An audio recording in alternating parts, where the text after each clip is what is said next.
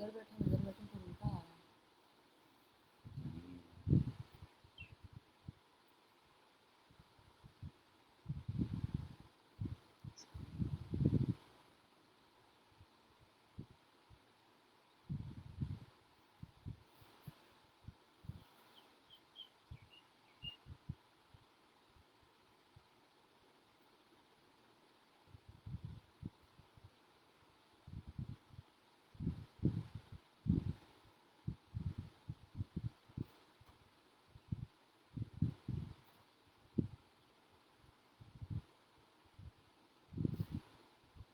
इसको लाइव में।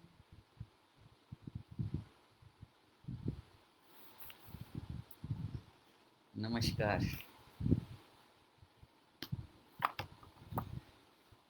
से शुरू किया जाए। 12 बजे इसको एग्जैक्ट शुरू करते हैं और लोग भी लाइव आ जाएं, इसमें ज्वाइन कर लें तो।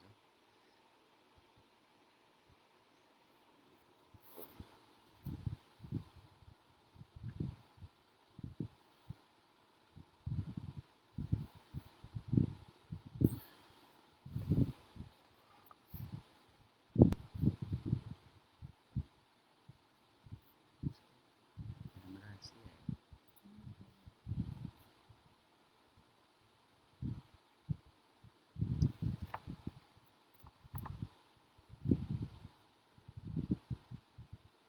इसलिए सामने से देखोगे तो तुम लेफ्ट ही दिखोगी वैसे भी।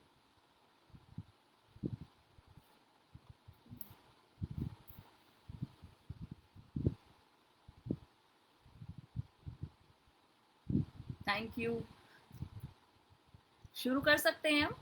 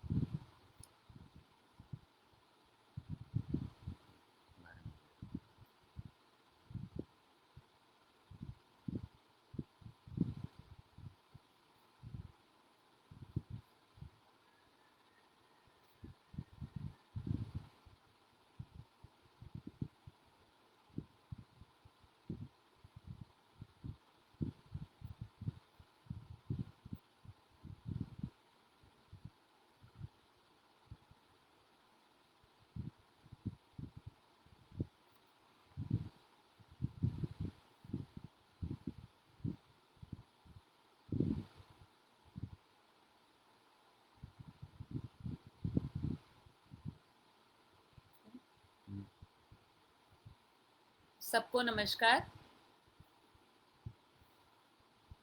मेरा नाम रवलीन है और परमदीप हैं। हमारे 3 बच्चे हैं।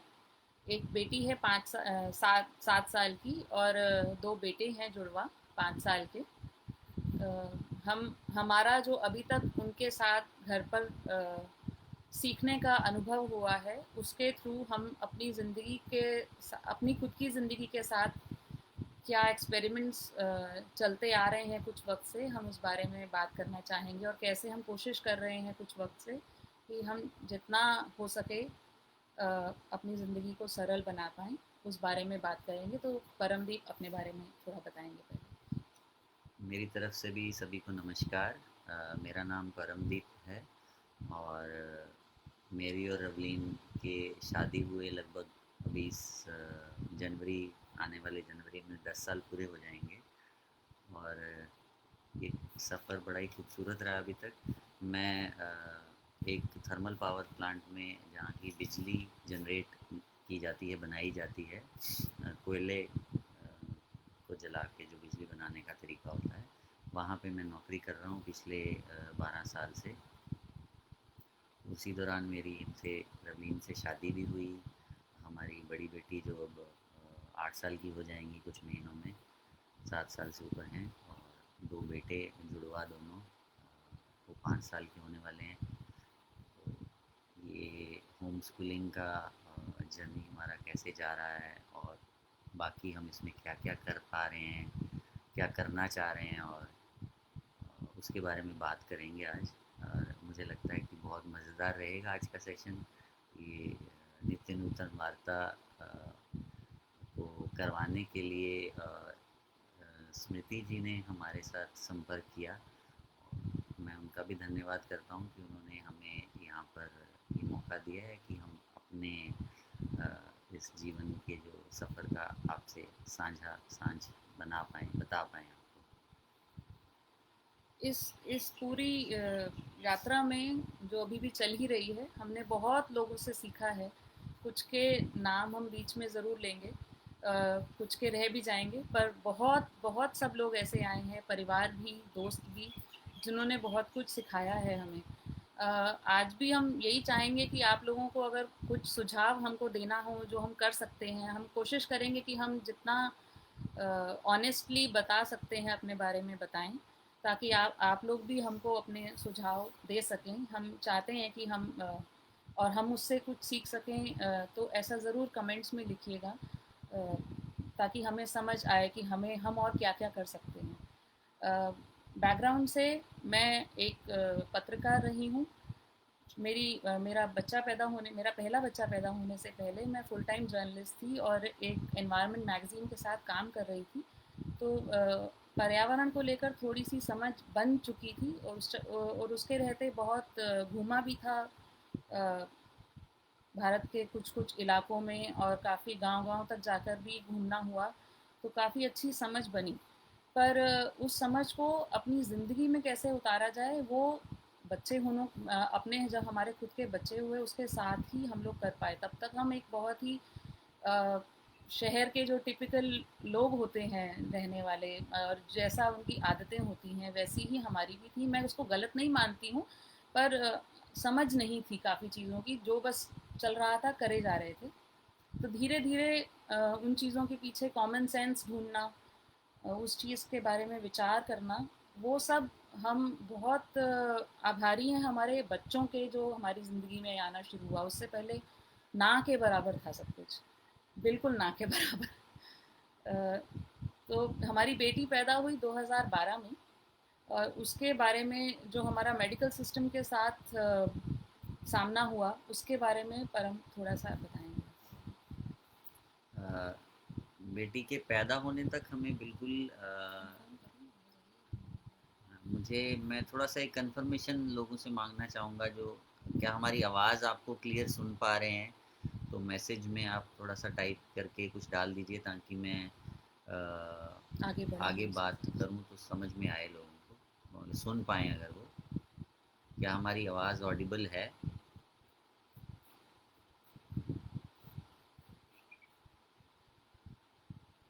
कोई भी कमेंट में लिख दें प्लीज़, अगर आपको हमारी आवाज़ आ रही है तो।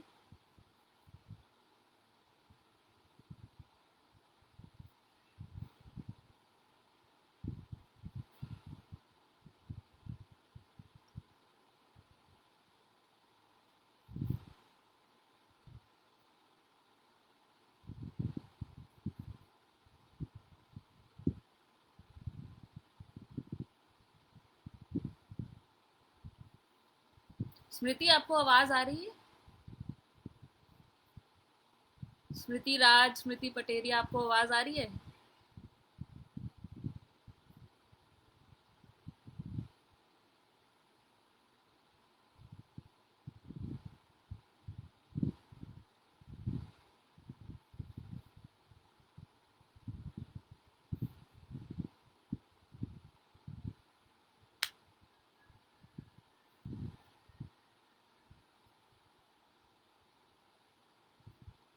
Hello- hello.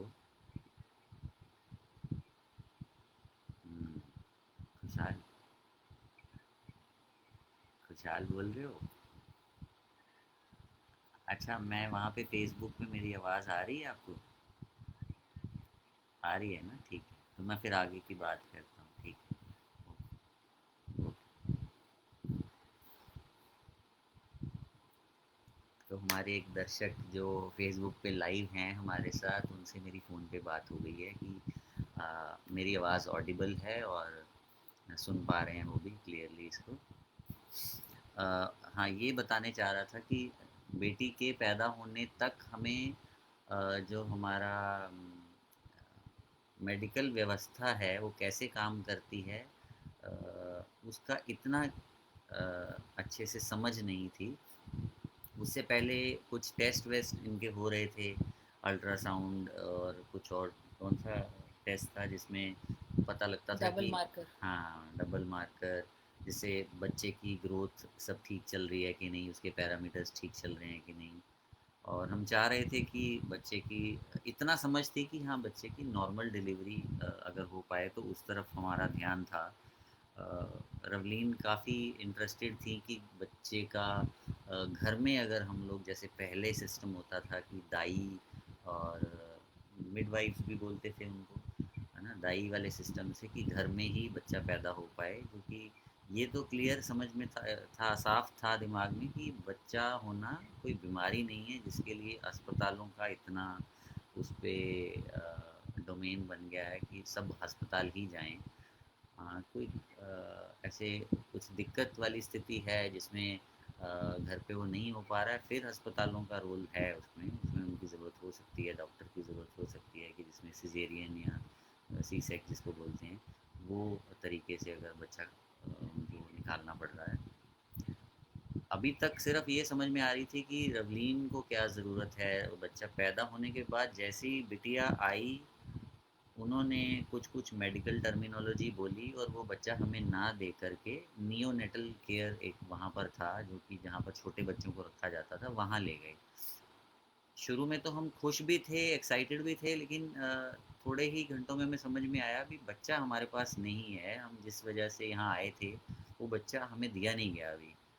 तो जब पता करना शुरू किया तो बताया कि अ, उसको जो बच्चे ने अपना अंदर कुछ मल मूत्र है वो अंदर उसने इनहेल कर लिया है, या उसके स्टमक में चला गया है, जिससे उसको कॉम्प्लिकेशन हो सकता है।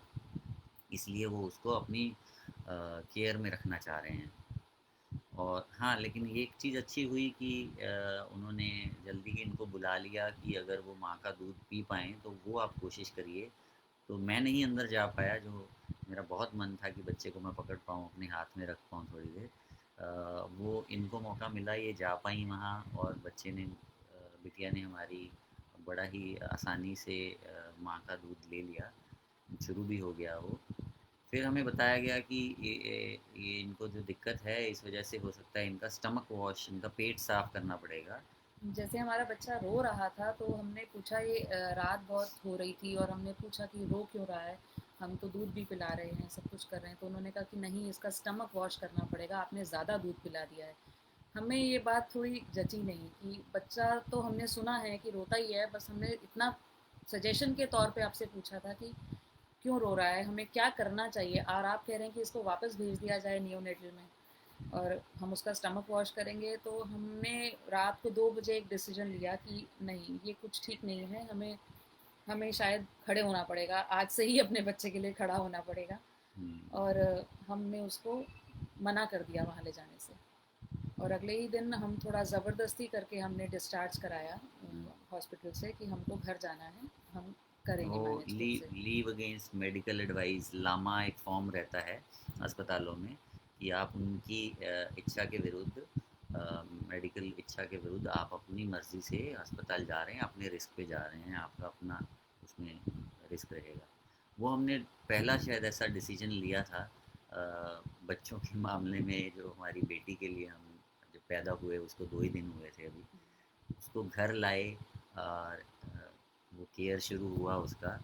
और उस समय मुझे पता चला घर आने के बाद कि एक टर्म यूज़ करते हैं हम लोग, वैक्सीनेशन, टीकाकरण जो है, तो उन्होंने कुछ बेसिक वैक्सीनेशन ऑलरेडी उसको दे दिया था बिना हमसे परमिशन लिए।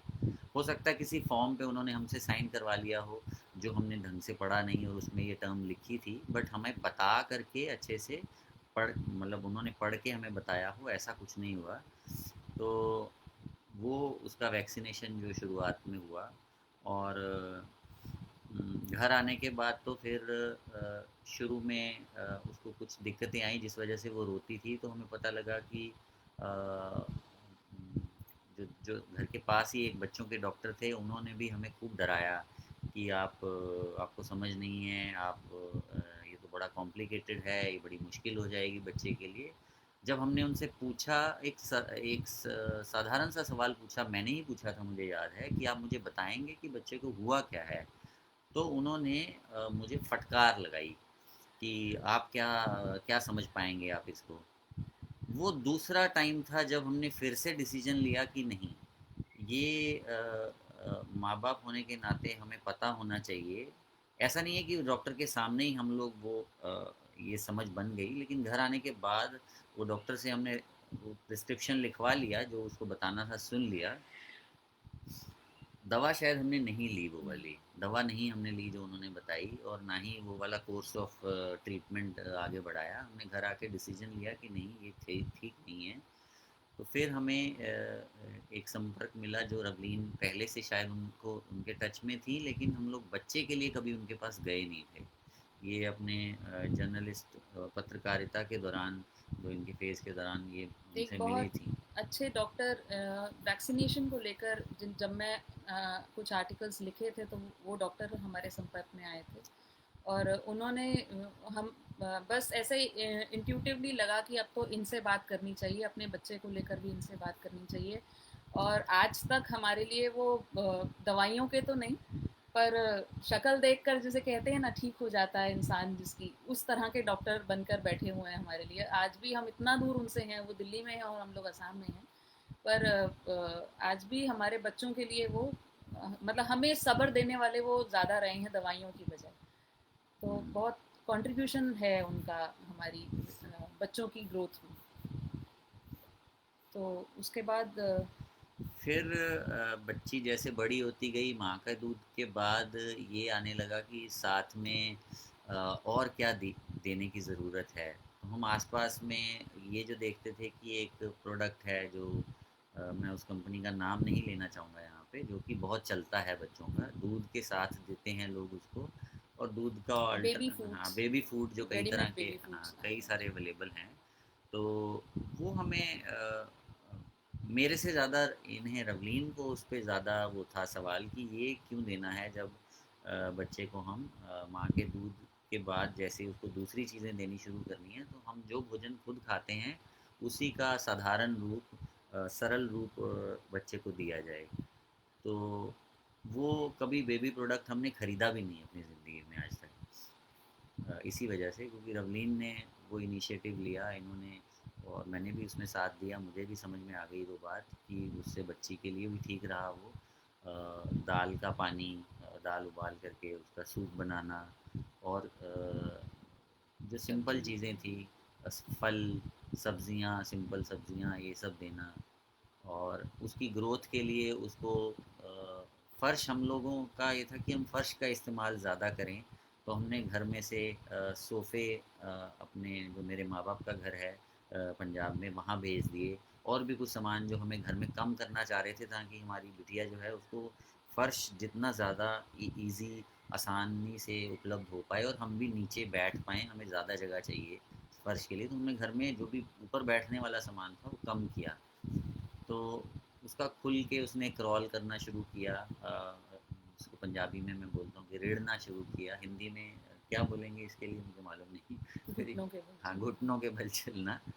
तो मुझे कहीं बाद में किसी ने बताया, जब वो थोड़ी बड़ी हो गई थी, कि जो बच्चे बोलने में थोड़ा, जिनको कष्ट होता है शुरू में, या जिनकी बातचीत देरी में शुरू होती है, उनको, उनका ये कारण रहता है कि उनको घुटनों के बल उनके माँ बाप ने चलने नहीं दिया होगा, शायद इसलिए भी ये होता है।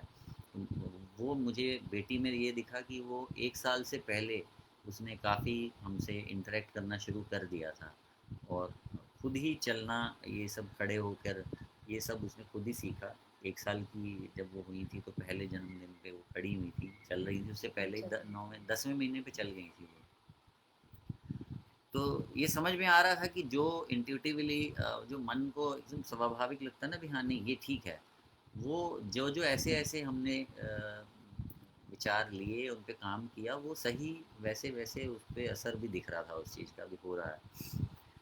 अब मैं रवीन को बताऊंगा कि उनसे कहूँगा कि वो आगे जो स्कूली शिक्षा के बारे में इन्होंने ही थोड़ी रिसर्च करी थी, वो बताएं इसके बारे एक्चुअली में। जैसे बच्चा पैदा होने के बाद पहली चीज़ ये समझ आ गई थी, जैसा परम ने बताया, कि काफ़ी कंट्रोल्ड हैं हम लोग बाहर की दुनिया से। कुछ चीज़ें हमारी कमर्शियल इंटरेस्ट बहुत स्ट्रांगली कंट्रोल कर रहे हैं, जैसे कि एक मेडिकल सिस्टम, जो हेल्थ केयर सिस्टम है हमारा, वो हमारे हाथ से में नहीं छोड़ा गया है।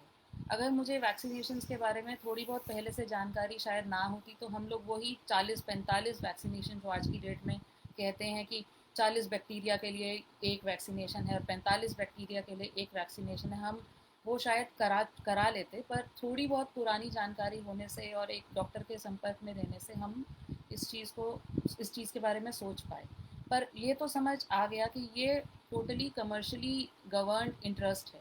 दूसरा, जो जब हमारी बेटी 2 साल की हुई और हम लोग स्कूल के बारे में सोचने लगे, हम एक इंडस्ट्रियल टाउनशिप में रहते थे, अभी भी एक इंडस्ट्रियल टाउनशिप में ही रहते हैं, जिनके अपने स्कूल थे जो बहुत ही उसी तरीके से चलाए जाते थे जिस तरह हमारे यहाँ जो हमारे वक्त में स्कूल चलते थे।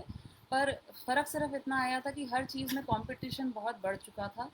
एक प्री नर्सरी के लेवल पे भी बहुत ज़्यादा कंपटीशन दिखता था। 2.5 साल का बच्चा स्कूल जा रहा है डायपर पहनकर, और जिसको ये नहीं पता कि उसको अपना सुसु पॉटी बताना है, कैसे बताना है, पर उसको ये पता है कि एबीसी कैसे लिखनी है। तो ये समहाउ सेंस नहीं बैठ रही थी मेरे साथ, और सब ने हमें फोर्स करना शुरू करा, अब 2.5 साल की हो रही है, 2.5 साल में बच्चे स्कूल जाते हैं, आप भेजिए। तो वहाँ थोड़ा सोचना शुरू किया कि कहीं ऐसा ना हो कि ये भी हम दुनिया के हिसाब से चलना शुरू कर दें।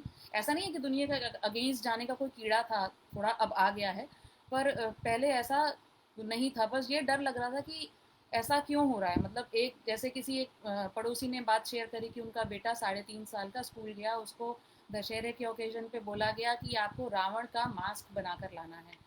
तो सबकी सब मम्मियाँ लगी हुई हैं मास्क बनाने में, किसी बच्चे का उसमें कोई इंटरेस्ट नहीं दिख रहा था। तो जब उन्होंने मुझे ये बात बताई तो मुझे बड़ा अजीब लगा कि ये बच्चे के काम का ही नहीं है, बच्चे को सिर्फ वो मास्क पहनने से मतलब हुआ शायद ज़्यादा से ज़्यादा।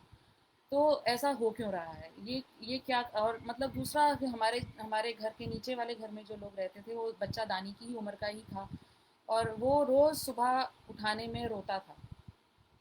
मुझसे ये चीज़ कहते हैं कि बच्चों को डिसिप्लिन बनाना हो तो ये करना पड़ता है, पर मुझसे ये चीज़ सहन नहीं हो रही थी कि मैं सुबह सुबह 7 साढ़े 7 बजे अपने बच्चे को जगाऊं, उसको ज़बरदस्ती पॉटी कराऊं, उसको ज़बरदस्ती खाना खिलाऊं और फिर उसको भेजूं। मेरे लिए वो नॉर्मल नहीं मुझे लग रहा था, मुझे लग रहा था ये कोई एनफोर्स्ड सिस्टम है, और मुझे बच्चे के लिए तो क्या, अपने लिए ये बहुत जेल जैसा लग रहा था कि ये मैं नहीं कर सकती हूँ, ये हम सब नहीं कर सकते हैं। मतलब हमारे घर में मुझे ये कंफर्टेबल नहीं लग रहा था। और तब तक, अच्छा, ये यहाँ तक हमने होम स्कूलिंग के बारे में कुछ भी नहीं सुना हुआ था। तो एक, हाँ, ऑल्टरनेटिव स्कूल है दिल्ली में, मिराम्बिका करके, उसके बारे में ज़रूर सुना था। तो उसके बारे में थोड़ी रिसर्च करनी शुरू करी कि क्या कर सकते हैं वहाँ, अगर अपने बच्चे को डालना हो तो एटलीस्ट वहाँ बच्चे को खुश रखेंगे, वो खेलेगा, वो खुश रहेगा, ऐसा सोच के सोचा। पर वो फिर हमारे घर से बहुत दूर था, हम दिल्ली से भी 50 किलोमीटर दूर रह रहे थे। तो वहाँ जाना और वहाँ रहने के लिए हमको, परम और मुझे, अलग अलग रहना पड़ता। हफ्ते में एक बार हम लोग मिल पाते। मेरे को वो भी मंजूर नहीं था कि मैं, माँ बाप हम लोग अलग अलग रहें क्योंकि बच्चे को एक अच्छे स्कूल में भेजना है। तो मतलब मैं, मतलब एक यूटोपिया चाह रही थी अपने बच्चे के लिए कि उसको हर तरह से मैं खुश रख पाऊँ, और हमें कुछ उसमें ऐसा ना करना पड़े कि बच्चा माँ बाप से भी दूर हो जाए, उसको अपना टाइम भी मिले। फिर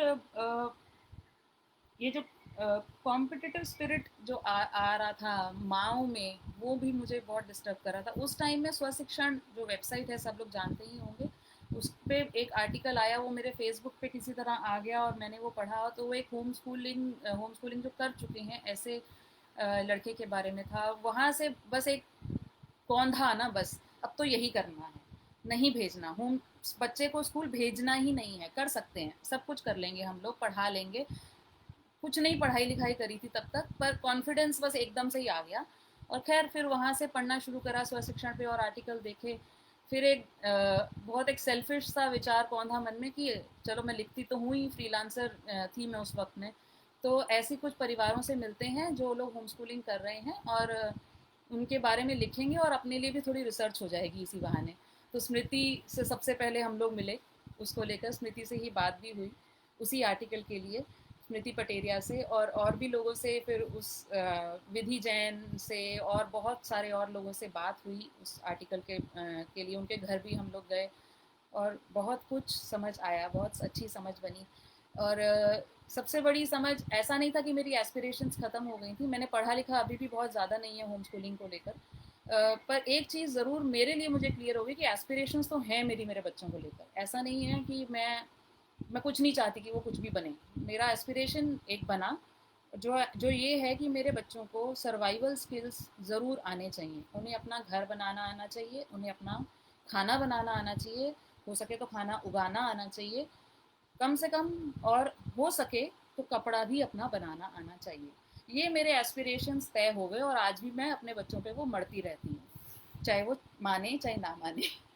तो फिर जब हम स्मृति से मिले उसके बाद हमें पालमपुर जाने का मौका मिला। पालमपुर में उस टाइम स्व शिक्षण का जो एक एनुअल मीट होता है, उस टाइम वो पालमपुर में हो रहा था। तो हम लोग पालमपुर गए तीनों, मैं, मेरी बेटी और परम। तो परम वहाँ से बताएंगे कि हम किन विचारों के साथ वहाँ से वापस आए।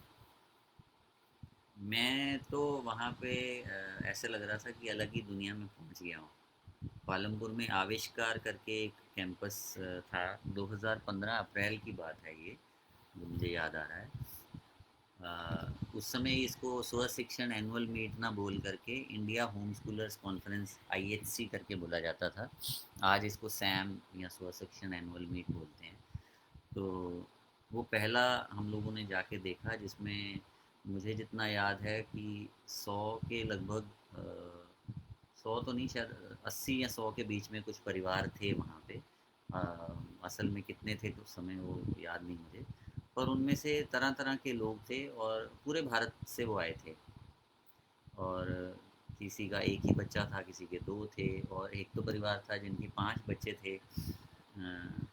और अलग अलग उम्र के बच्चे थे, छोटे बच्चे। बिल्कुल हमारी बिटिया तो उस समय 2.5 साल की ही थी, उससे भी छोटे थे कई।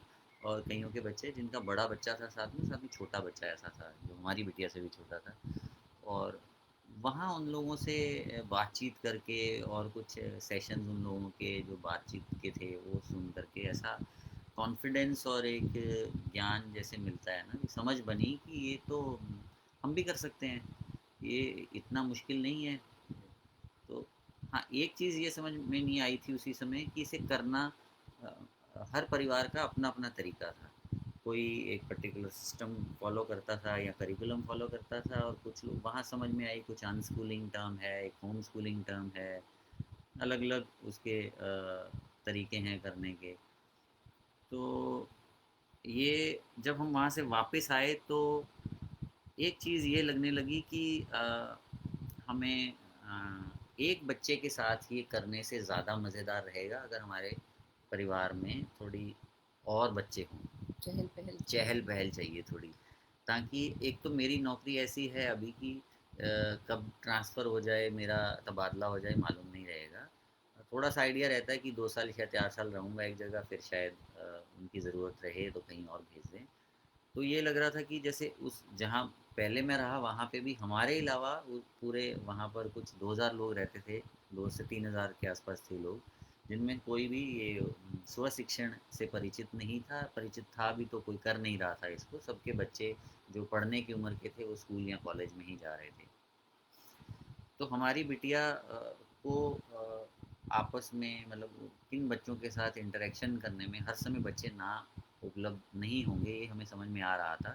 क्योंकि जिस समय बच्चे स्कूल में रहेंगे उस समय वो अकेली घर में हमारे साथ, या अगर मैं अपने काम पे हूँ तो रवलीन के साथ कितना देर वो समय बिता पाएगी कि नहीं। तो हमें ये समझ में आया कि हमें और बच्चे इस परिवार में चाहिए। और दूसरा ये समझ में आया कि वहाँ पर पालमपुर में कि कुछ लोग अपनी नौकरी या पुराना जो भी पेशा था, जो भी जिससे वो कमाने के साधन थे उनके, वो उन्होंने इतना सरल जीवन अपना लिया था कि कुछ लोगों ने अपना पेशा वो छोड़ दिया था, या वो अपना एक शहर से एक छोटी जगह पर मूव कर गए थे, गांव में भी मूव कर गए थे। कुछ लोग फार्म्स पे फार्मिंग में आ गए थे। तो वो भी एक उस समय एक इच्छा जागी कि इस चीज़ को समझें थोड़ा, कैसे किया जा सकता है, क्या हम भी अपने जीवन को सरल कर सकते हैं। आज का हमारा मेन मुद्दा यही था, जिसमें हम ऑलरेडी अभी मेरे को यहाँ दिखा रहा है कि 30 मिनट हमारे हो गए हैं यहाँ पे, कि हम अपने जीवन को सरल कैसे बना पाएँ। वो वहाँ का मेरा टेक अवे था, वहाँ से लेसन था मेरा। तो होम स्कूलिंग के बाद ये अडॉप्शन पे जो हम पहुँचे बच्चों को, और हम अपने परिवार में बच्चों को लाने को लेके, उसके बारे में ब्रीफ रवलीन बताएंगी। ब्रीफली मैं बस यही बताऊंगी, क्योंकि वक्त भी हमारा बहुत होता जा रहा है, कि जब हमें लगा कि अब हमें और बच्चे चाहिए परिवार में, और जब हम पालमपुर से आए तो हम एक दो फैमिलीज से मिले जिन लोगों ने अडॉप्शन के थ्रू अपने घर में बच्चे आए थे उनके परिवार में। तो हम हमारा ये बहुत स्ट्रांगली हम लोग वहाँ से एक लेकर आए कि हम ऐसे ही अब हमें और बच्चे चाहिए। और मैं अपनी हेल्थ को देखते हुए कि एक बच्चे में मेरा खुद का हेल्थ का कैसा रहा था सिस्टम, बहुत अर्बन बैकग्राउंड से हूँ मैं भी, तो बहुत ऐसे कोई ख़ास फिट नहीं थी मैं। तो समझ आया कि अगर मेरे को नर्सरिंग में अपनी ताकत लगानी है तो मुझे पैदा करने में उतनी मेहनत शायद ना लगानी हो। सेल्फिशली बहुत एक आया मन में, और दूसरा एक ये आया कि अगर हमारे एक्चुअली दोनों के भाई बहन इंडिया से बाहर रहते हैं, तो अगर हमको अपनी बच्चे, हम लोग एक कम्युनिटी में पले बड़े हैं, हमारे बहुत सारे कज़न्स, मासी, मामा, बुआ, सब लोग हमारे साथ रहते थे और हम उस तरह से पले बड़े हैं। तो मैं वो चाहती थी कि हमारे बच्चे भी, उनके लिए भी एक परिवार हो आसपास। पर वो ऐसे कुछ लग नहीं रहा था कि हो पाएगा फ्यूचर में, क्योंकि हमारे घर वाले ज़्यादातर बाहर हैं। तो हमने सोचा अपने घर में ही क्यों ना अपना एक बड़ा परिवार हो, जिससे हम, पता था कि शुरू में दिक्कतें आएंगी इस चीज़ को लेकर, और आई भी, जैसे क्योंकि हम दो ही थे आफ्टर ऑल देखने के लिए बच्चों को, और हम कैसे करेंगे बहुत ज़्यादा नहीं हमने सोचा इस बारे में। पर आया, और जैसे जैसे आया और हम करते चले गए। अब फिर हम दो बेटे जो हमारे हैं वो उड़ीसा, एक जो पूरा गवर्नमेंट का प्रोसेस रहता है अडॉप्शन का, उसके थ्रू हमें उड़ीसा से हम लोग उनको लेकर आए। और अनहद और कुदरत उनका नाम है।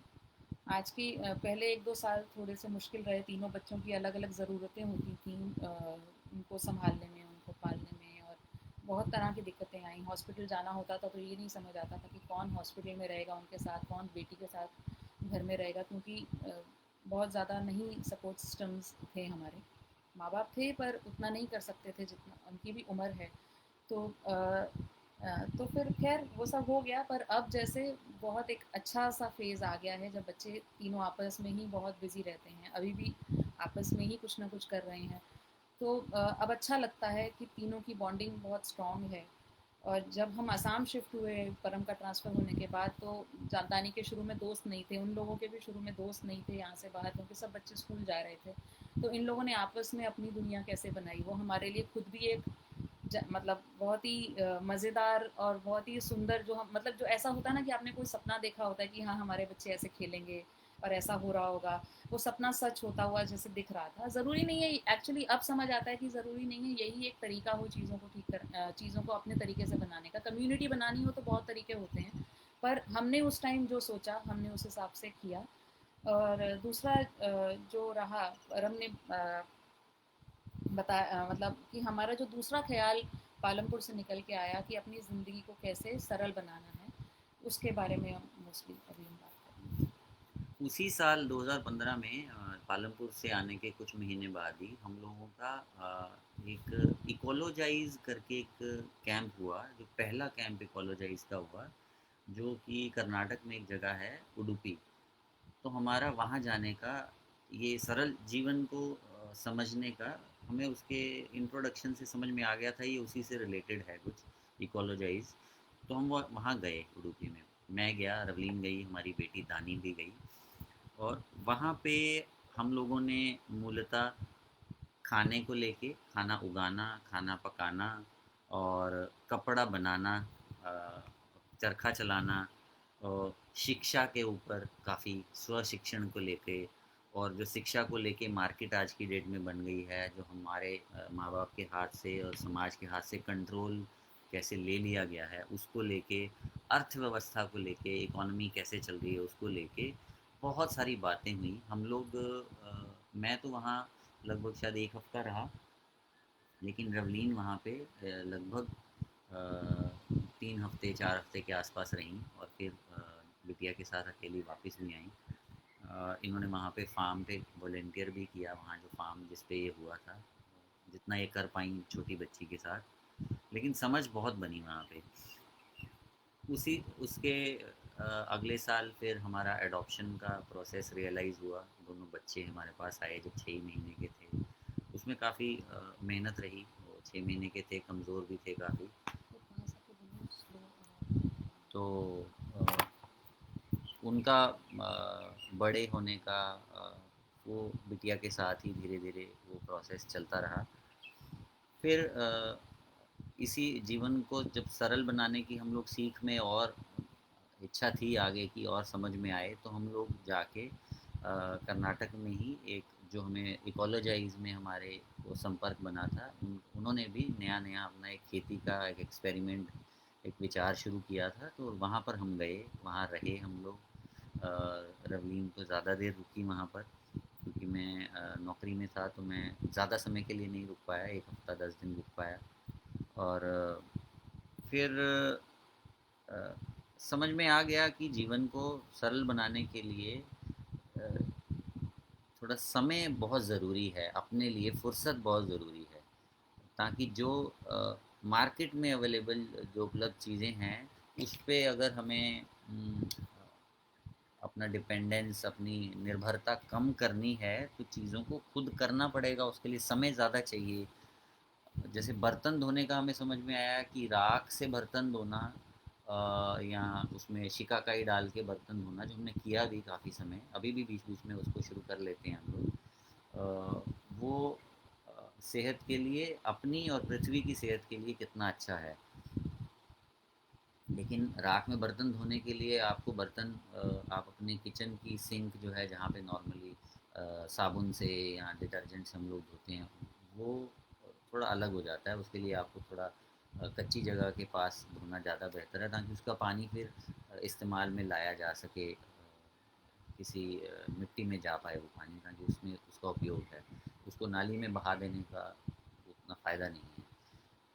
तो वैसा धीरे धीरे ये भी समझ आती है कि फुर्सत ज़्यादा चाहिए जीवन को और सरल बनाने के लिए, तभी वो बन पाएगा, मज़ा भी तब आएगा।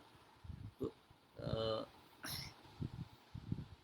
फिर कहीं ये भी इच्छा जागी, क्यों ना हम लोग नौकरी छोड़ दें, मैं नौकरी छोड़ दूं, क्योंकि रवलीन तो पहले से ही नौकरी छोड़ चुकी थी और फ्रीलांस जर्नलिज्म में थी। लेकिन बच्चे ये दोनों आने के बाद फिर तो इनका काम बिल्कुल ही बंद हो गया था, ये और लिख भी नहीं पा रही थी। कोशिश करी मैंने, लेकिन फिर कुछ डर था।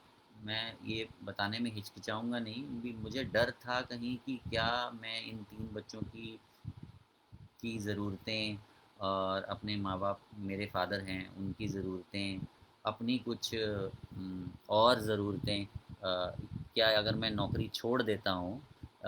यहाँ किसी ने लिखा है कि आवाज़ थोड़ी कम है, सुनीता जी ने लिखा है। मैं अभी आ थोड़ा रही है? थोड़ा और पास आ जाता हूँ इसके। अभी आ रही है? क्या अभी आपको मेरी आवाज़ ठीक आ रही है? इतनी आवाज़ ठीक है? मैं थोड़ा पास आ जाता हूँ इसके। अ,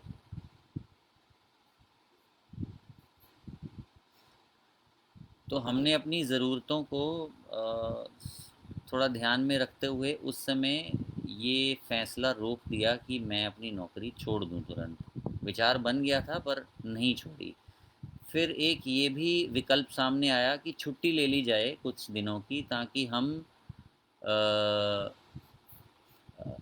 लंबी छुट्टी ले लें, जैसे 2 साल 5 साल की, जिसको कि अंग्रेज़ी में हमारी कंपनी में बोलते हैं सेबैटिकल। तो उस समय मैंने सेबैटिकल के लिए अपना डाला भी। मैं ये चाह रहा हूँ कि मैं 2 साल 5 साल जो आप छुट्टी दे पाएँ मुझे दें। तो उन्होंने कहा कि अभी आपके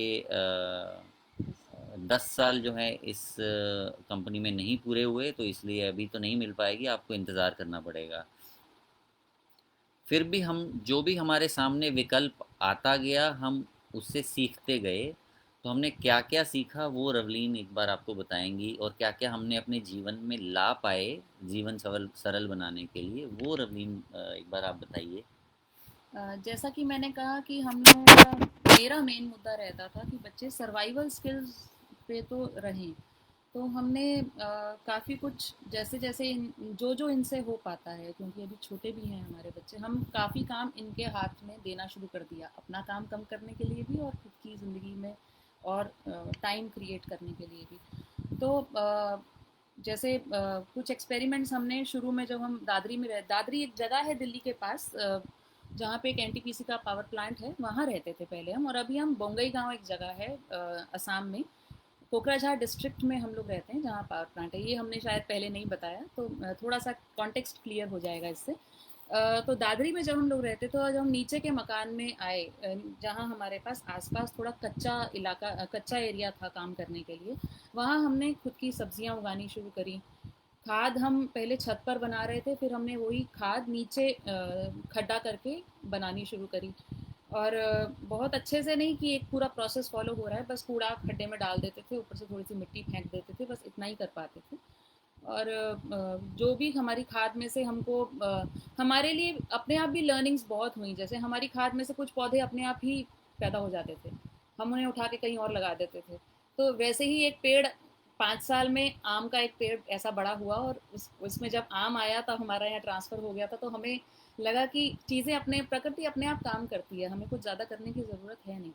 और फिर हमने जैसे धीरे धीरे साबुत मसाले लेना शुरू करा, जैसे हम कच्ची हल्दी लाते हैं, सुखाते हैं, पीसते हैं। थोड़ा वक्त लगता है पर अच्छा लगता है कि हमारा खुद का है, हमारी हल्दी घर की है, अच्छी फीलिंग आती है। बहुत ज़्यादा हेल्थ के एक्सपेरिमेंट्स छोटे मोटे जो कर पाते हैं वो ये हैं।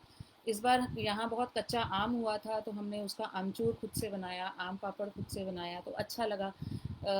आलू के चिप्स पापड़ खुद से बनाए, उसमें हमारे हमारे बच्चों ने भी उसमें पार्टिसिपेट करना शुरू कर दिया है। उनको मतलब पहले जिस तरह का उनका डिमांड रहता था बाहर की चीज़ों का, अभी काफ़ी कम हो गया। या तो उनको समझ आ गया कि ये लोग दिलाते नहीं है ज़्यादा, या वो खुद से ही उनको ये चीज़ें अच्छी लगने लगी हैं। बिस्किट्स मेरे बेटों को बहुत अच्छे लगते थे, तो मेरे को लगा कि इतना तो मैं बाहर का नहीं खिला पाऊँगी मैदे वाला, मेरे में ब्लॉकेज था, मैं नहीं कर पाऊँगी।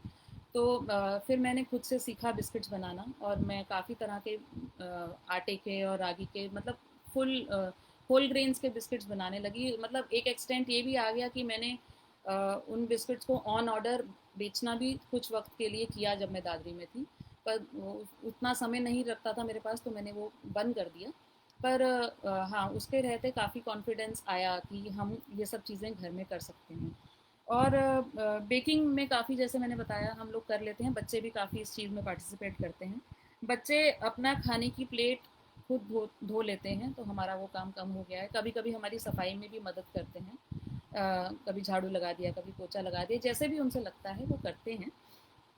और मैंने हम मुझे मुझे एक रियलाइज़ हुआ कि हमारे घर में एक स्मार्टफ़ोन से काम चल सकता है, पर हमको ऑफ़िस जाना होता है, इसलिए उसका ऑफ़िस में बिना स्मार्टफ़ोन की काम नहीं हो पाता है। जिस तरह की जॉब की रिक्वायरमेंट्स हैं, बिना उसके काम नहीं चल पाता है। तो मुझे लगा कि मेरा काम चल सकता है, तो आज भी मेरा काम एक छोटे से फ़ोन से चल रहा है, और बहुत अच्छे से चल रहा है। जब भी कुछ ऐसा और उससे बड़ा काम होता है, तो उसके लिए हमारे पास लैपटॉप है, परम का फ़ोन है, हम उससे मैनेज कर लेते हैं। एक हमने चीज़ शुरू करी कि हम जो आप लोग में से शायद काफ़ी करते भी होंगे, ऐसी कोई बड़ी बात नहीं है, पर हमने over a period of time क्या क्या सीखा, हम बस वही शेयर करना चाह रहे हैं। कि हम लोगों को बाहर खाने का बहुत शौक है, तो पर हमने सोचा कि अगर हम वहाँ बैठ के खाएं तो ठीक है, पर अगर हमको वहाँ से खाना लेकर आना है, तो हम तभी लाएंगे जब हम अपना डिब्बा या तो उन लोगों तक पहुँचा पाएँ, या खुद से जाकर लेकर आ पाएँ। तो अब हमको डब्बे वालों के नाम से जाना जाता है, पर हमको दादरी में डब्बे वाले भाई साहब, थैले वाले भाई साहब के नाम से ही जाना जाता था। तो मजाक समझ लें या सरकास्टिक समझ लें, ऐसा हुआ है हमारे साथ। और अभी पीछे मैं दिल्ली गई थी अपने माँ बाप के पास रहने के लिए, तो वहाँ यहाँ गोलगप्पे अच्छे नहीं मिलते हैं, तो चाहे लॉकडाउन हो चाहे कोरोना हो, मैं दिल्ली जाकर गोलगप्पे ज़रूर खाती हूँ।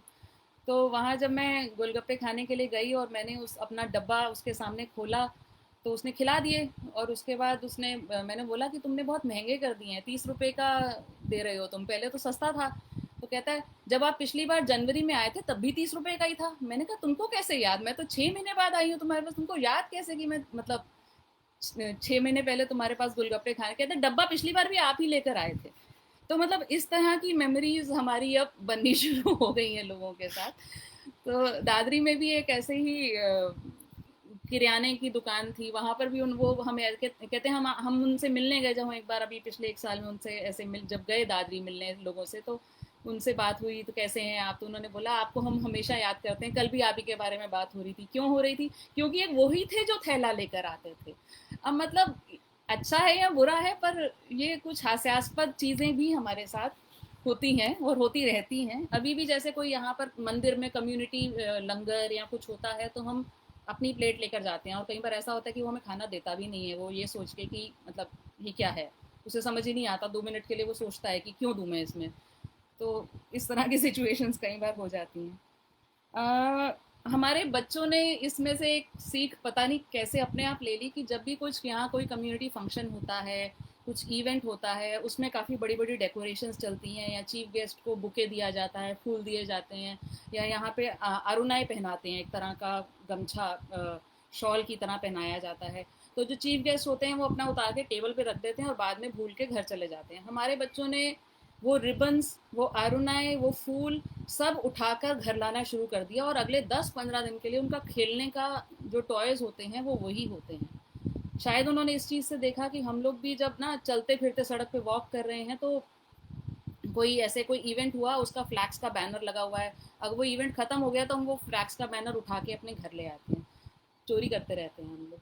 हाँ। तो तो और वो फ्लैग्स के बैनर से हम लोग अपनी शेल्फ्स को बिछा देते हैं, उससे हमारा मतलब यहाँ पे काफ़ी सीलन आती है, तो प्रॉब्लम नहीं आती उन चीज़ों से, क्योंकि वो काफ़ी थिक प्लास्टिक होता है।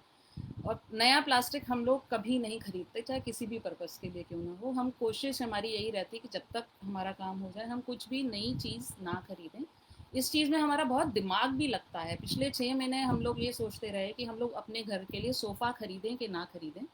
तो सरल कहने को चीज़ें सरल होती हैं, हो भी जाती हैं, पर सरल से ज़्यादा मैं कहना चाहूँगी कॉन्शियस जो जीने की हम लोग कोशिश करते हैं, वो बहुत आसान नहीं होता कई बार हमारे लिए भी। हमें बहुत सोच उसमें दिमाग लगाना पड़ता है, सोचना पड़ता है कि क्या ये जो हम कर रहे हैं छोटी से छोटी चीज़ में भी कई बार हम बहुत ज़्यादा दिमाग लगाना पड़ता है, तो हमें कई बार हम थक भी जाते हैं कि क्या ये इतना दिमाग लगाना वर्थ इट है? जैसे बाकी लोग कर रहे हैं हम लोग क्यों नहीं कर पा रहे हैं? हम लोगों को भी बस बिना सोचे समझे कर लेना चाहिए। पर नहीं, अब वो ख़त्म हो गया है। जैसा पहले मैंने बोला कि नील के बराबर था हमारे बच्चे होने से पहले, अब वापस वही चल रहा है। अब ऐसा नहीं है बिल्कुल भी। हम हर चीज़ में सोचते ही सोचते हैं, चाहे हम चाहें ना चाहें, और बहुत बिल्कुल जब तक ज़रूरत नहीं होती हम उन चीज़ों को नहीं खरीदते।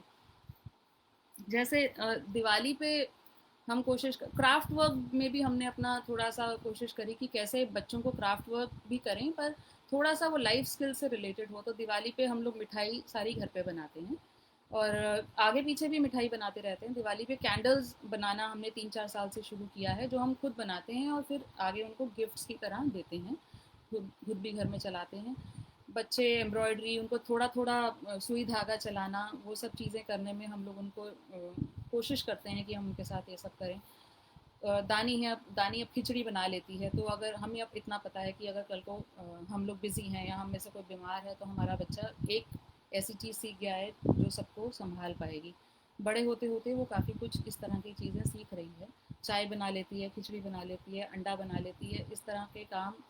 मतलब हमारा ध्यान थोड़ा वहाँ जाता है कि ये सब चीज़ें वो कर पाएँ। और एक जैसे कुछ 1-2 दिन पहले दानी ने हम से ये सवाल किया कि हमारे घर में हार्पिक क्यों नहीं है।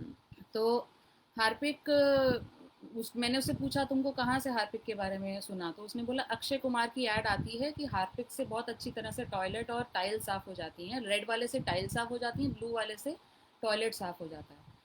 तो क्योंकि हमारे घर में टीवी नहीं है, तो हमें लगा कि ठीक है, सुना होगा कहीं पे, कहीं ना कहीं तो बच्चे एक्सपोज होते ही रहते हैं। हमारे बच्चे भी इंटरनेट में, आईपैड पे काफ़ी लगे रहते हैं। हम हर चीज़ से ऐसा नहीं है बच पाए हैं।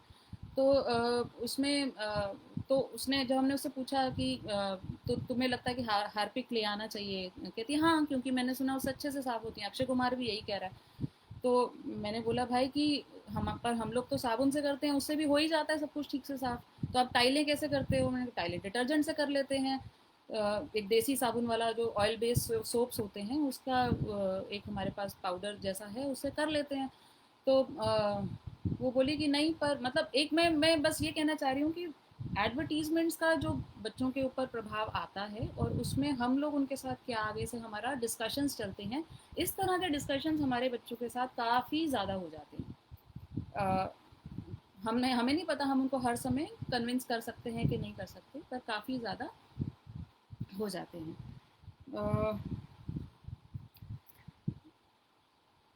अच्छा, ये सब चीज़ें जैसे पर हम थोड़ा पढ़ाई के बारे में उनकी बताएगा कि उनकी पढ़ाई अभी क्या, पढ़ाई के बारे में हम लोग क्या क्या कर पा रहे हैं। अ, पढ़ाई में ये हुआ कि बिटिया जब हमारी 6 साल जब तक की हुई, उससे पहले तो उन्होंने बिल्कुल नकार दिया अगर हमने कुछ उनके सामने उनको पढ़ने वाली इंटेंशन से कुछ बताना शुरू किया। हाँ, कहानियाँ पढ़ना, किताबें पढ़ के, ऐसे कि कहानियों वाली किताबें पढ़ के सुनाना, वो उन्होंने मज़े किए खूब। अ, एक बार बीच में ऐसा हुआ कि जब 6 साल की हो गई थी तो अपनी नानी के यहाँ पे उनका रहना हुआ। वहाँ पे उनकी नानी ने उनको हिंदी के जैसे 2 अक्षर वाले कुछ इस तरीके से उन्होंने बताने शुरू किए। और अ, जब वहाँ से वापस आई दानी तो उन्होंने हिंदी का, हमने देखा कि उन्होंने बहुत अच्छे से हिंदी को पढ़ना, आइडेंटिफाई करना, हिंदी के अक्षर वो उन्होंने समझ लिए। उसके बाद से उनका हिंदी में काफ़ी देर चलता रहा। फिर मेरा जो जिन्होंने आज नित्य नूतन वार्ता में हमें बुलाया यहाँ पे, स्मृति राज जी, इन्होंने और इनके हस्बैंड, इनके पति सिद्धार्थ मस्केरी जी, उन्होंने एक कहानियों के ऊपर, कहानी सुनाने के ऊपर एक सेशन लिया था, दिल्ली में थे जब। तो मैं भी समय निकाल पाया, किस्मत से वहाँ जा पाया। बहुत अच्छा समय था वो मेरे लिए। वो 4 घंटे 5 घंटे इनके साथ बिताए, और मुझे समझ में आया कि जो मैं कहानियाँ सुना रहा था बच्चों को, उसमें थोड़ा सा और मैं क्या हेर फेर कर सकता हूँ और उसको अच्छा कैसे बना सकता हूँ। तो मैंने ये देखा कि मेरे बच्चों को मेरी बचपन की, अपने दोस्तों के साथ करी हुई मस्ती और अच्छा बुरा जैसा भी वक्त बिताया हुआ, उनको मैं जब उनको छोटे छोटे एपिसोड्स की तरह, छोटे छोटे लघु कहानियों की तरह बना बना के सुनाने लगा, तो उसी में से उन्होंने कितनी सारी चीज़ें सीख ली। वो मैं उस उनको उन्होंने डिमांड करी कि आप पंजाबी में ही बोलो ये चीज़, वो कहानी। और उसका नाम रखा गया बच्चों ने ही रखा कि पापा की मन की स्टोरी है ये। तो उसमें जो भी कैरेक्टर्स लाया मैं उन कहानियों में, जो उसमें पात्र लेकर आया, वो आज की डेट में भी वो, मैं कई बार भूल जाता हूँ कि मैंने इनको 10 दिन पहले क्या कहानी सुनाई थी। इन लोगों को ये उन पात्रों को जीवित रखते हैं अपने मन में। फिर पंजाबी की तरफ एकदम से इंटरेस्ट आया, जो मैंने कभी सोचा नहीं था पहले इस पे, क्योंकि रवलीन को पंजाबी पढ़नी नहीं आती है, लिखनी भी नहीं आती है। मैं पंजाब में ही पला बड़ा हूँ तो मुझे आती है। तो मेरी बेटी ने इतनी जल्दी उसको पंजाबी को उसने पकड़ा, पढ़ना, लिखना भी और बोलना भी, क्योंकि उन कहानियों का मैंने देखा सीधा सीधा असर उसके जीवन शैली में पड़ रहा था। वो उनको वैसे ही अपने जीवन में उतारते जा रही थी। वो मेरे लिए एक मतलब ना गेम चेंजर की तरह एक्ट किया। फिर मैंने थोड़ा सा वो उसमें शरारत ये करी कि उन कहानियों में ही धीरे धीरे कुछ बेसिक मैथमेटिक्स को वीव करना शुरू किया, उसमें घुसा के, ताकि जैसे कि मैं अपने दोस्त से कुछ कह रहा हूँ, जिससे कि वो उसको कुछ सवाल पूछ रहा है, वो कुछ सामान खरीदने गए हैं या कुछ सामान इकट्ठा कर रहे हैं, फल फल इकट्ठे कर रहे हैं, फलों को आपस में बांट रहे हैं। ऐसा कुछ करते करते उसी कहानी में डाल के, तो उन्होंने, मेरे बच्चों ने, वो बिटिया ने खास करके, वो मेंटल मैथ्स जिसको बोलते हैं, दिमाग में ही हिसाब किताब बनाना शुरू कर दिया। और मैंने उसको पेपर पेन की बजाय जब वो कहानियों में चीज़ें सुनाई, वो इमेजिन करके उसके सही जवाब देने लगी। इससे पहले कि मैं जानबूझ के उसको धीरे करके उसका जवाब, ताकि मेरा दोस्त उस कहानी में जो जवाब दे रहा था, उससे पहले मेरी बेटी वो जवाब निकालने लग गई। तो ये एक अच्छा माध्यम है। मैं और इसको अच्छे से सीखना चाहता हूँ कि और बढ़िया कैसे कर सकता हूँ इसको। तो मैथ्स में उनकी दिलचस्पी बढ़ गई है काफ़ी, साइंस में दिलचस्पी बढ़ गई है काफ़ी। उसके अलावा वो मूड उनका अगर मन करता है तो वो डांस, गिटार और ताइक्वांडो यहाँ पर सिखाने के कुछ कुछ साधन उपलब्ध हैं। उन्होंने बीच बीच में वो भी किया है। अभी कोरोना जब से लॉकडाउन हुआ है तो वो सब संभव नहीं हो पाया। हालांकि बाकी माँ बाप उसको ज़ूम पे और बाकी चीज़ों पे करवा रहे हैं अपने बच्चों को, पर वो मैंने एक बार कोशिश इनके सामने खोला था अपने बच्चों के सामने, पर मेरे बच्चों ने उसको इतना अप्रिशिएट, इतना पसंद नहीं किया, तो फिर हमने उसको छोड़ दिया। अभी ठीक है, कोई बात नहीं, क्योंकि घर में और भी बहुत सारी चीज़ें हैं जिसमें वो लगे ही रहते हैं हर समय। और मेरे दोनों बेटों में से जो बड़ा है थोड़ा एक से, वैसे तो जुड़वा है, उसको फिज़िकल एक्टिविटीज़ करने में, है ना, वो अपने शरीर का इस्तेमाल करके कुछ चीज़ें करने में बड़ा इंटरेस्ट है उसको। तो वो भाई साहब कूदते फांदते रहते हैं। साइकिल उन्होंने बहुत जल्दी सीख लिया, बिना वो जो साथ में छोटे पहिए लगे रहते हैं जिनको कास्टर व्हील भी बोलते हैं, सपोर्ट के लिए जो रहते हैं, वो मैंने हटा दिए, तो उन्होंने 2-3 दिन में ही सीख लिया उसको। और वो जिस तरीके से साइकिल पे कलाबाजियाँ करते हैं, उनकी साइकिल के सब इंजर पिंजर निकल चुके हैं, एक भी ब्रेक नहीं बची है उसमें, फिर भी वो बढ़िया से उसको एकदम से कंट्रोल कर लेते हैं अपनी साइकिल को, कहीं भी घुमा लेते हैं, रोक लेते हैं। ये बड़ा अच्छा लगता है देख के कि वो अपने शरीर का इस्तेमाल कर रहे हैं। मेरा ये भी एक सजेशन है, किसी बीच में किसी ने पूछा था कि क्या क्या एक्टिविटीज़ करती हैं, स्मृति जी ने ही पूछा था। तो मुझे लगता है कि शरीर का इस्तेमाल करके करने वाली चीज़ें छोटे बच्चों के लिए, 5-6 साल 8 साल के लिए अच्छा है। हमने यहाँ पर बांस बड़ा होता है। मैं अभी असम में जब से हूँ, 1 साल से, पिछले असम में ट्रांसफ़र हो गया मेरा। तो हमने बांस बहुत यहाँ पर उगता है और बांस की चीज़ें बहुत बनती हैं, तो हमने एक बांस का घर बनवाया उनके लिए। मैं उसकी फ़ोटोज़ शेयर कर दूंगा इस पे बाद में। वो उसमें काफ़ी देर लगे रहते हैं, टाइम समय व्यतीत करते हैं। और एक झूला है, वो दादरी में ही बनवा लिया था, पाइप का है, लोहे की पाइप का है वो। उसमें लटकने वाला काम, कभी टायर बांध दिया उस पर, कभी झूला लटका दिया उस पर वो कलाबाजियाँ कई सारी करते रहते हैं। और मुझे ऐसे लगता है वो जिस तरीके से अपने शरीर को तोड़ते मरोड़ते हैं, वो एक तरह से एक्रोबैटिक्स कह लो, योग कह लो, बहुत सुंदर है वो। उनके लिए, उनको शांत करने के लिए बहुत अच्छा है वो। खुली खुले आसमान के नीचे खेलने के लिए बच्चों के लिए सबसे बढ़िया चीज़ है। अब वो फ्लैट वाले सिस्टम में, बंद घर में, पता नहीं वो होंगे कुछ तरीके, होंगे, मुझे लगता है काफ़ी चीज़ें होंगी। पर मेरे बच्चे अभी पिछले महीने ही दिल्ली गए थे, तो उन्होंने जाते ही वहाँ से मुझे फ़ोन पे बताना शुरू कर दिया कि हमें अपने घर की बड़ी याद आ रही है। क्योंकि शहरों में नहीं, इतनी जगह भी नहीं है वो, दिक्कत है अब शहर की जैसी है। वहाँ उन्होंने जो कर सकते थे किया। अपने नाना नानी के यहाँ गए थे, तो मुझे उम्मीद है कि उन्होंने नाना नानी की जो है घर का पूरा इस्तेमाल किया है वहाँ पे। और वापस आके उन्होंने जिस तरीके से इस घर को पूरा टटोल दिया है ना, अंदर बाहर। अभी 14 दिन हमारे पूरे हुए नहीं हैं, कल का दिन बचा है। तो उसके बाद वो लोग घर से बाहर निकल पाएंगे। पूरा घर अच्छे से उन्होंने ऊपर नीचे करके अच्छे से उसको इस्तेमाल में ले लिया है। घर के बाहर भी हमारे पास काफ़ी जगह है, वो वाइड फैब्रिक क्या कहते हैं, बाउंड्री बनी हुई है, तो उसके अंदर उनके पास बहुत खुली जगह है। मैं, हाँ, उसकी फ़ोटोज़ भी ज़रूर डालूँगा उसमें। तो ये रहा। बाकी और यहाँ पर कुछ सवाल जवाब आ रहे हैं, अगर हम उसका जवाब दे दें, क्योंकि मैं बस थोड़ा सा कंक्लूड करना चाहूँगी, 5 मिनट तो लूँगी उसके लिए। बीच में हमारा एक्चुअली हम लोग शेयर करना चाह रहे थे कि कैसे हम शुरू तो इस थॉट से हुए थे कि हम लोग नौकरी छोड़कर अ, निकल जाएं और एक रूरल एरिया में एक स्लो ज़िंदगी जीने की कोशिश करें। इसके लिए हमने बहुत सारे एक्सपेरिमेंट्स भी किए, बहुत सारे लोगों से बातचीत भी करी। बीच में 3 महीने के लिए हम लोग एक ट्रिप पे भी गए। जब परम का सबैटिकल रिजेक्ट हो गया तो हमने सोचा कि हम 3 महीने के लिए एक ट्रिप पर जाते हैं और ऐसे सब लोगों से मिलते हैं और ऐसी जगह रहते हैं जहाँ पर हमको रहना है अगर हम लोग नौकरी छोड़ेंगे तो हम लोग खेत पे बहुत रहे और साउथ इंडिया, गुजरात और महाराष्ट्र में कहीं कहीं पे हम लोग घूमे और बहुत ऐसे परिवारों से मिले जो नौकरी छोड़कर या शहरों में भी अलग तरीके से रहने की कोशिश कर रहे हैं। और हमारा जो नॉलेज और विजडम वहाँ से बना,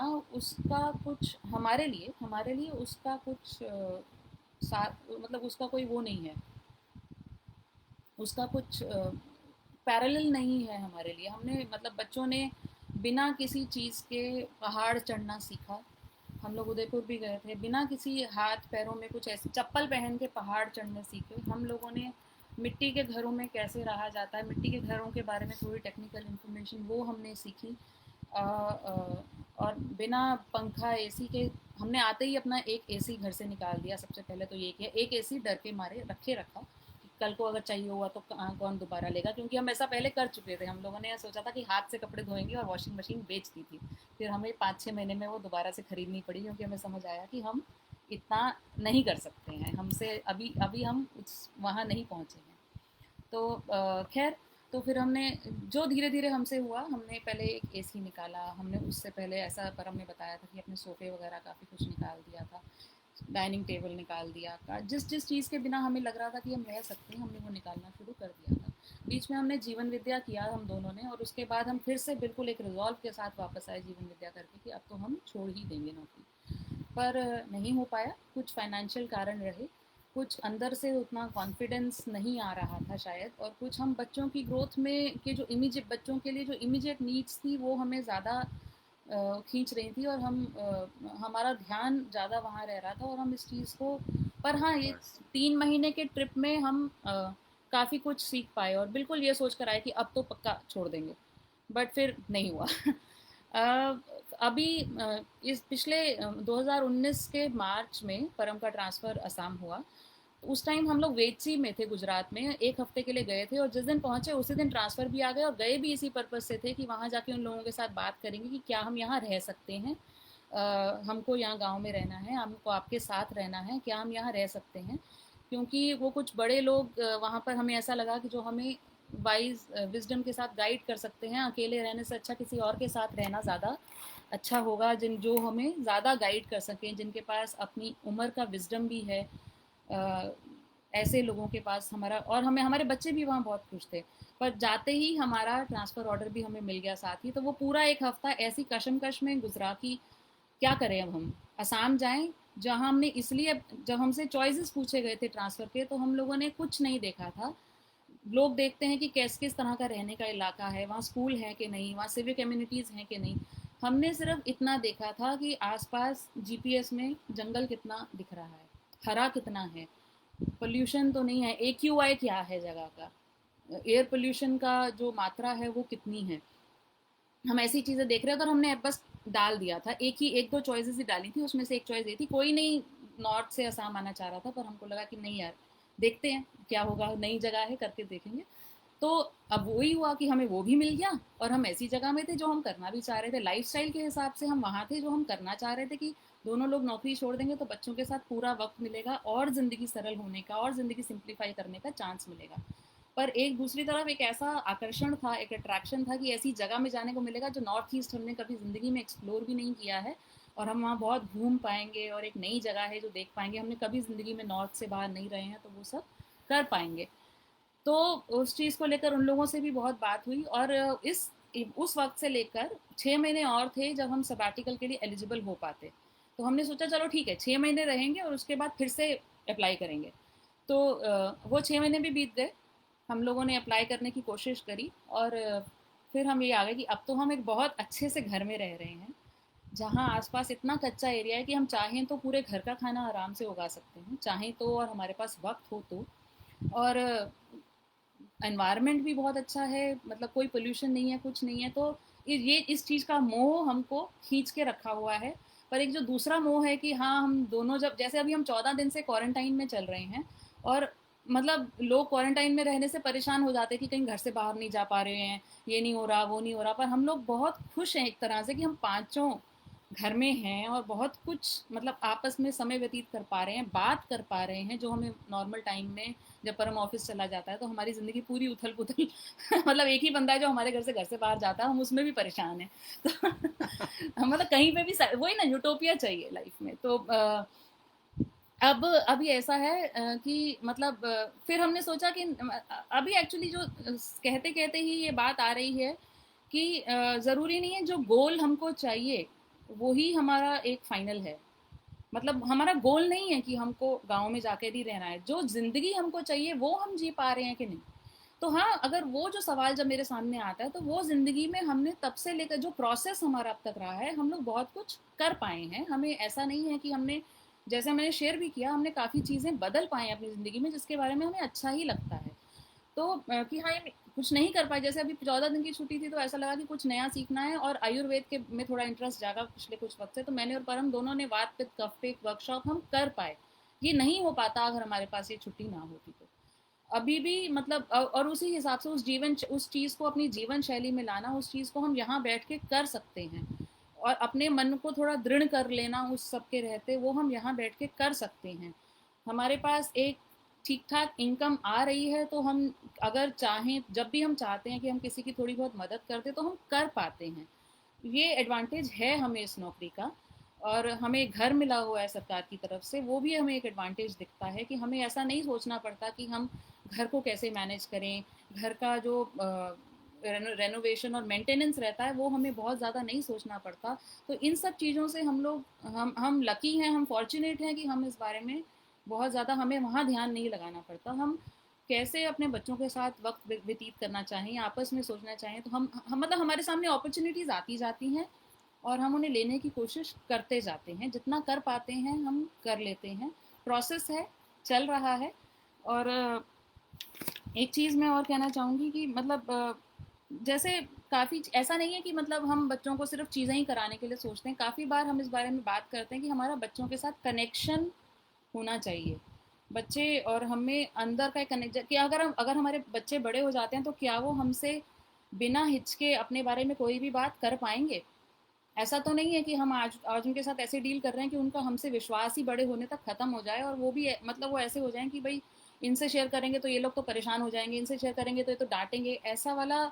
हम कोशिश कर रहे हैं कि हम ऐसा ना करें। जो कंडीशनिंग हमारी होती आई है एक ट्रेडिशनल हाउस होल्ड्स में बचपन से, कि माँ बाप के साथ बहुत स्ट्रॉन्ग ट्रस्ट फैक्टर नहीं बन पाता है हम लोगों का। मेरी एक ये एस्पिरेशन है कि हमारे बच्चों के साथ ऐसा ना हो। तो पर उसके लिए हम देखते हैं कि हमें अपने आप को बहुत बदलने की ज़रूरत है।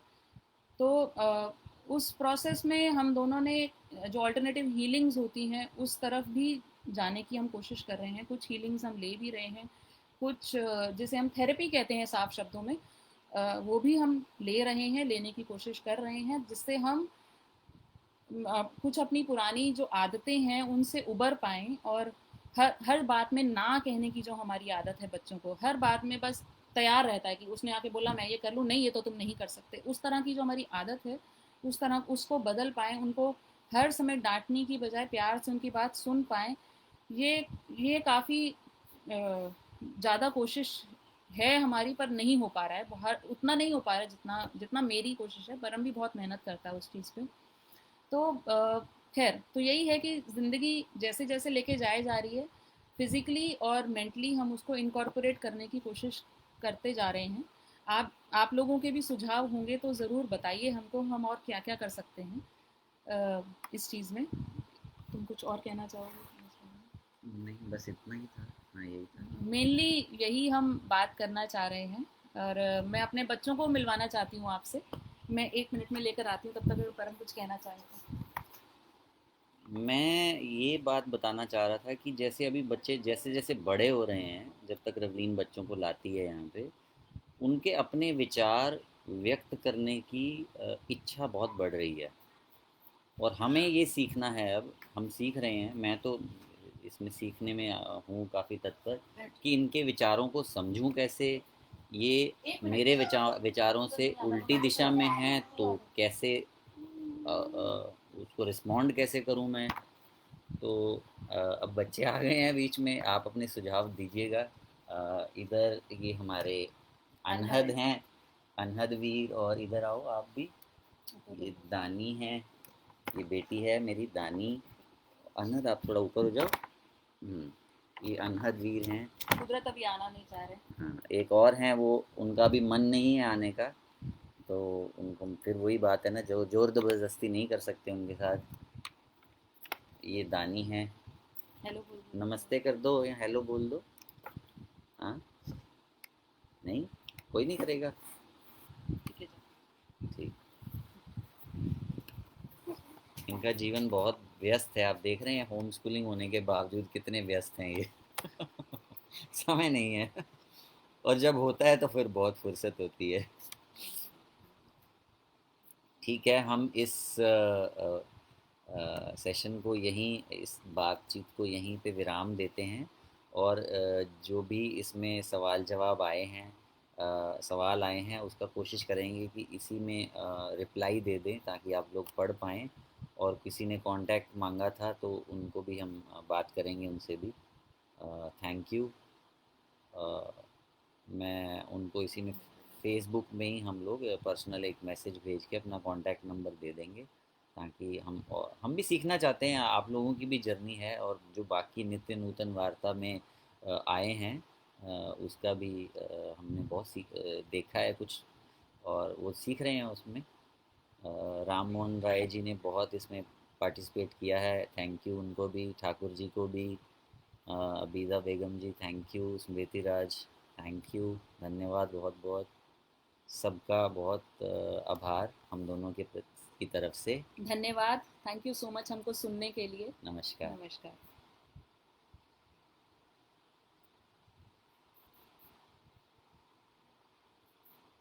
If you